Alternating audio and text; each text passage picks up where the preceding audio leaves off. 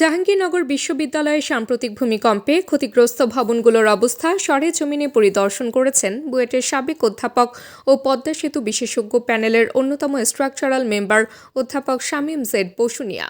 শনিবার সকালে তিনি বিশ্ববিদ্যালয়ের তারামন বিবি হল ও কামাল উদ্দিন হল পরিদর্শন করেন। পরিদর্শন শেষে অধ্যাপক শামীম জেড বসুনিয়া জানান, তারামন বিবি হলে ভূমিকম্পজনিত কোনো ধরনের কাঠামোগত ক্ষয়ক্ষতি পাওয়া যায়নি।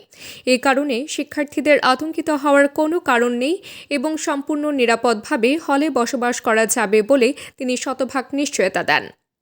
অন্যদিকে কামাল উদ্দিন হলের ভবনটি কিছুটা হেলে পড়েছে উল্লেখ করে তিনি বলেন, এই ভবনের ক্ষেত্রে বিস্তারিত ইঞ্জিনিয়ারিং অ্যাসেসমেন্ট প্রয়োজন। পরবর্তীতে প্রয়োজনীয় রেট্রোফিটিং ড্রয়িং প্রস্তুত করে সেই অনুযায়ী কাজ করা হলে ভবনটিকেও ঝুঁকিমুক্ত করা সম্ভব হবে বলে আশাবাদ ব্যক্ত করেন তিনি।